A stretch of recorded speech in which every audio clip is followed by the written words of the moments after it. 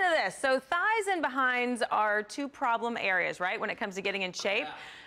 Gary. And lunges are usually the remedy. But what is the perfect lunge? Well, joining us now with tips are our CBS 11 fitness experts, Daniel and Lindsay Crouch. Good morning, guys. Glad to have you. All right, so it obviously, it matters how you do it to get the good results. So what are you going to show us today? Well, we're going to show you 4 simple steps that you can do to make your lunges efficient. And step number 1 is you want to go ahead and notice here on our model, lovely Lindsay, that her knee is directly over or behind her heel. A lot of people make the mistake of letting this knee pop out over the toe, and that puts a lot of stress on the knee there, which really can, is not meant to absorb the stress. Sure. Now, the second step is her heel. She's pushing through her heel, which again is going to go ahead and focus all her energy through her buns. And I mean, if you're going to do this, I want you to, really enjoy and get the most out of it.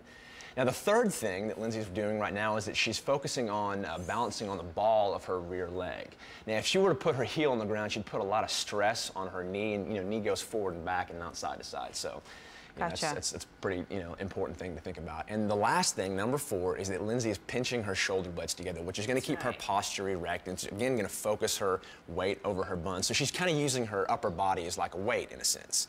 Now, I recommend doing 10, 12 of those to get started. A few sets of those. Now, if you need a little more and you become an intermediate, then what we'll do here is what we'll call a perpetual lunge. And notice how Lindsay is just kind of switching back and forth. Again, she wants to make sure her feet stay nice and wide because we want to keep that knee from going out over the toes.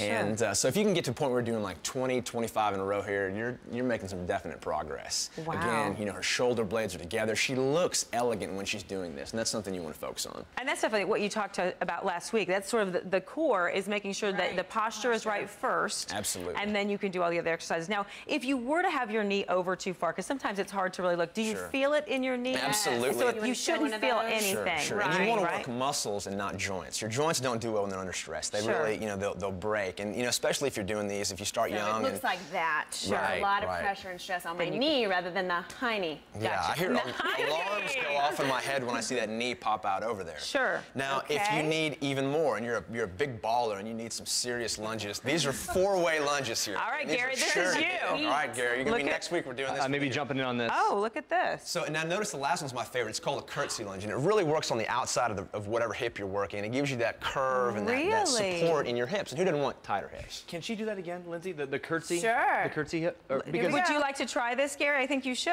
If I weren't wearing a skirt, I would. Well, because my fear then is to try to not get the knee out over. Exactly, which is why you really want to focus on taking your step leg back as far as you can. Just like a ninja. Gary, you're a ninja. Just like a ninja. Yeah, that's right. Okay, what about those of us that do have pain now in our knees? Can we cheat this at all? Absolutely. Just go ahead and focus on putting that heel down. When you press through the heel, you alleviate so much of the strain on the knee. A lot of people, they press through the toe, and again, you're setting yourself up to put that knee over. So if you can stay back and almost kind of push back into my hand.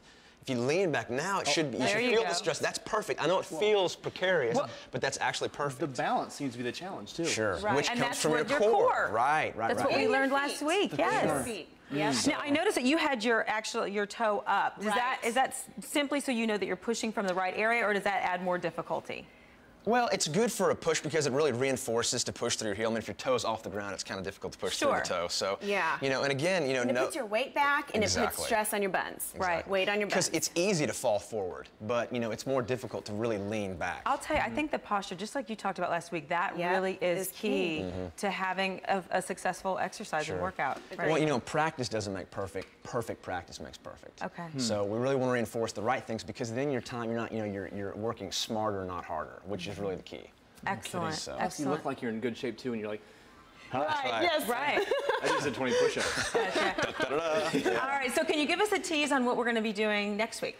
Absolutely. We thought we'd work on the little area here that tends to kind of, this little thing here, Yes. Yeah. We don't know anything about that. So we're going to attack that, and we're going to kill it, and we're going to get it tight and lean and help, That's how we measure wind speeds. That's right. and you did the curtsy. I'm so proud of you. I'm going to practice in a suit. I was impressed. It's impressive. All right. All right, Daniel and Lindsay, thank you again. Thank you so As much. always, we look forward to next